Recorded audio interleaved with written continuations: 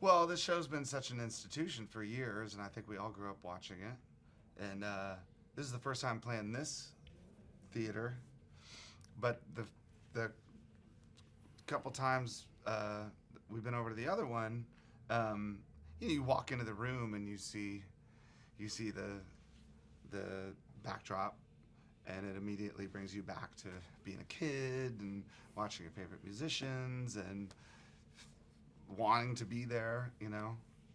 Taylor thought it was on a boat. Yeah, I mean, I thought it was a boat when I was a kid. I mean, I saw Stevie Ray Vaughan on there. I remember it vividly at home on Sunday afternoon, and I remember thinking that he's playing on like the Mississippi River somewhere, like going down on a boat. I was the coolest thing about this. We go to England, and there's all these amazing music shows. There's Jules Holland, and I don't know. There just seems to be this real love of like live music there and rock and roll period, or just music. In America, it's kind of gone. Back in the day, it was in concert with Don Kirshner, all these things. But now, really, the only really truly music based show I think is this. I kind of think it is. I mean, and obviously, if you look around on the walls and you look at all the people who have played here and the people who still play here, it's kind of musicians. It's like serious, like players. And so to be able to be even a little bit a part of that, world and a little bit of that history, then we're really blessed.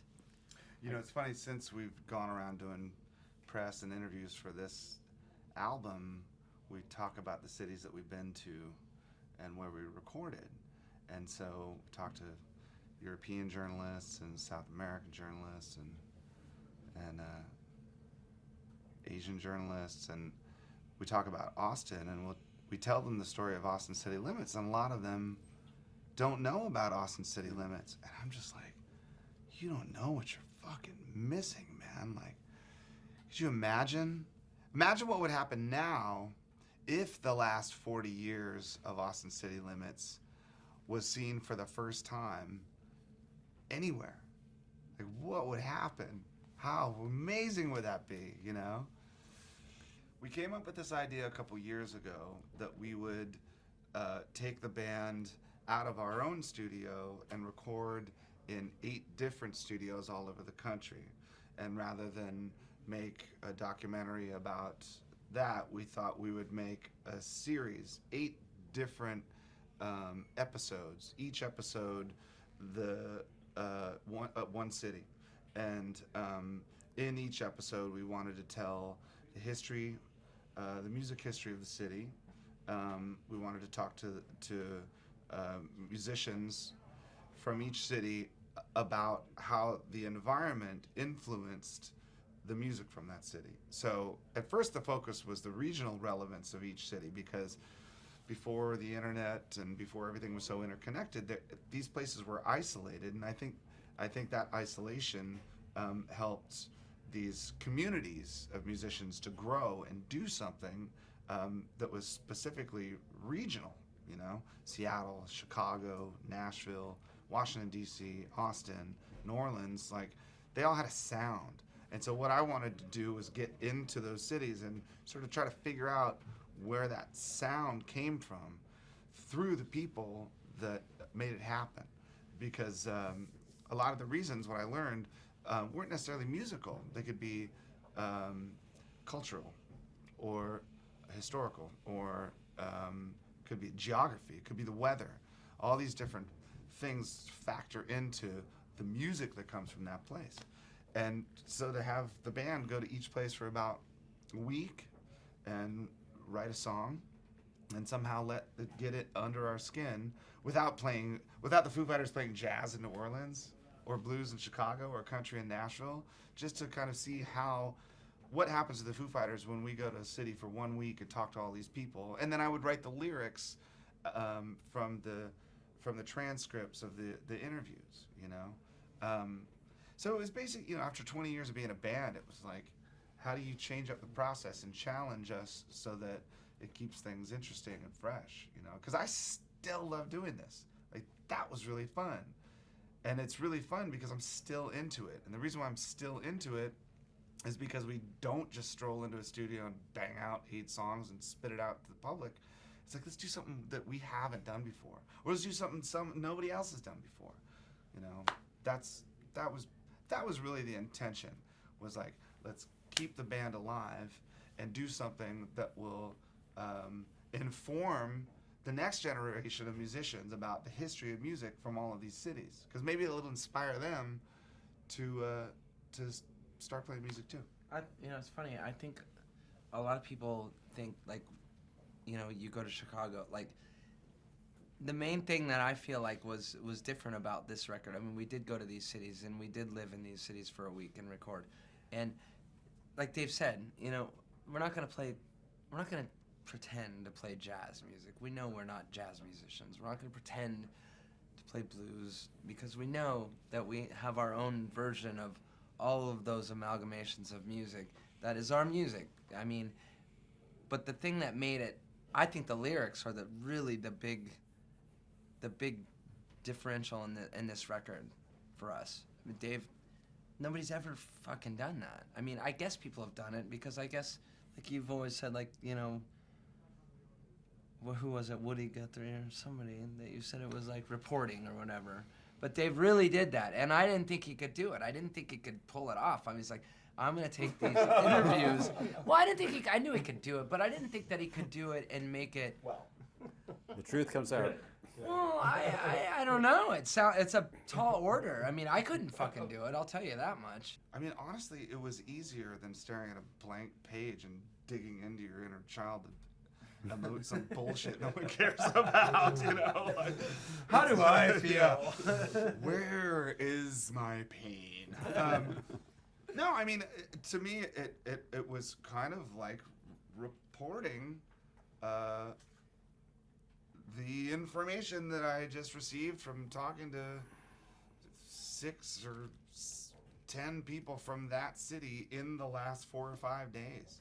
I mean, the inspiration was like fresh and direct. It was like, man, I just talked to Jimmy Dale Gilmore about honky tonks, or I talked to Steve Earle about Townes Van Zandt, or I got to talk to Rocky Erickson about 13th Floor Elevators, or Gary Clark Jr. about crossing the river and coming into town for the first time. And so I mean, all of those conversations were really inspiring, and in that it was pretty easy just to sort of write it down and sing about it. I didn't think it was weird at all. It's No? like cool. I don't know. Then you must know Dave really well. I kind of figured that we would go out there and record in all the different cities and then come back to our studio and tweak it all and redo stuff and change it. I just assumed, well, of course that's what's going to happen. We call our studio. We didn't.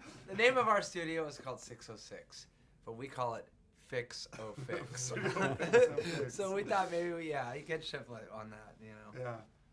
We didn't know, Well, that was one of the great things about doing it this way too, is that you sort of build these restrictions around you, which you have a time limit and there's a deadline, and things have to happen like that. And one of the things that we've been guilty of over the years is kind of like self-editing too much, or just getting in and changing the original intention of a song, or so it was nice. It was like, go in and just do it and get it done, and But then remember, get out. we of had it. that same schedule on Wasting Light, which was, instead of doing all the drums for whatever, it was like, we're gonna do 1 week a song. Yeah.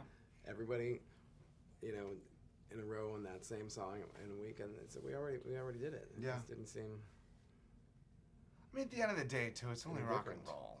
It's like, It's just a different way of making rock I and mean, roll. it's what are you funny gonna do? 'cause you know what I mean? It's, some people say, like, oh, you only had 1 week to record a song. It's like, it's a fucking song. I mean, we're a rock I did band. the If first we can't fucking record Foo a Fighters fucking record in a week. if we can't record a fucking song in a week, we should fucking quit. Yeah. And that's to Well, one everyone. thing too, also, especially doing a show like this, you walk up on stage and there's all the people there. Feels like a cool venue and a cool gig. Then you see the cameras. You start thinking, Yeah.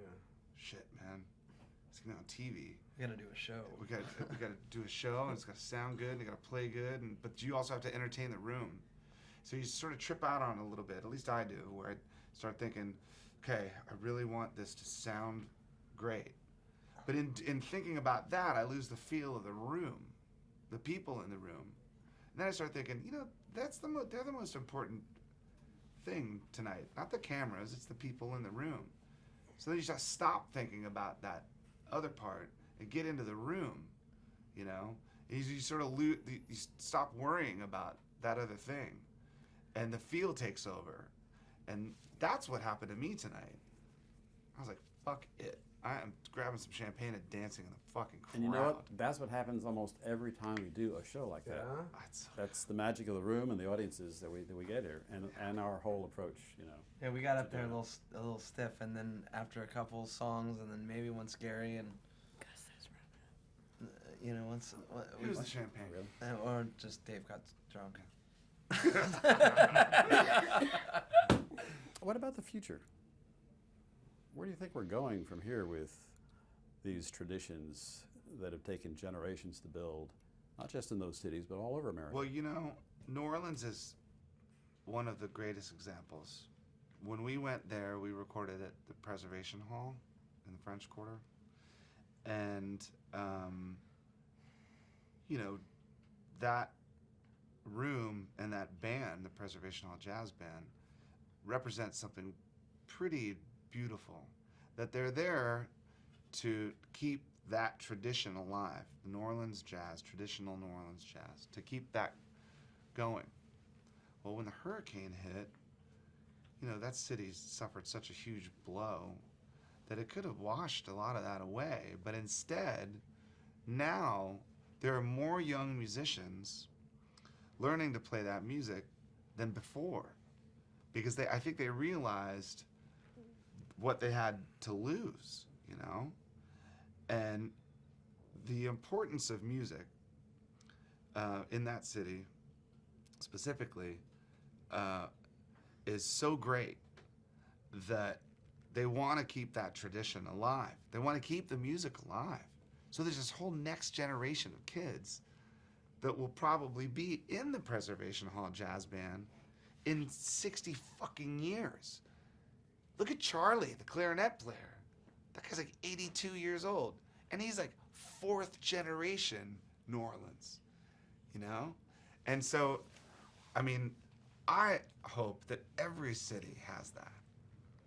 I hope that 3 generations from now, people in Seattle are still listening to the Sonics and playing The Witch in garage bands at Battle of the Bands. Or I hope that there's a whole new generation of go-go musicians in Washington, D.C., and that there's a whole new generation of blues players in Chicago, and there's a whole new country or whatever it is in Nashville, because it just can't stop. I look at my daughter sing Katy Perry songs in the backseat of the car on the way to school. She's into it. So something's happening, right? So the roots are still there. It's basically up to a new generation to build new traditions from those roots. I think you have to inspire people to be inspired. You can't just expect it. You can't just expect people to pick up instruments and do it for no reason at all. I think you have to inspire people, Something happens though. Don't just walk up on stage and play. Go up and fucking blow people's minds, Guarantee you I saw a kid tonight in the audience with his little firing range headphones on, going bananas, rocking out the first hour.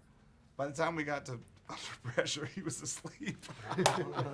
Well, he might be up on that stage in another 20 years. Exactly, man. I'm telling you, all you got to do is blow someone's mind, and it'll turn them, and maybe they'll be inspired to do something, But you can't just expect it. You have to kind of make an effort to do it, I think.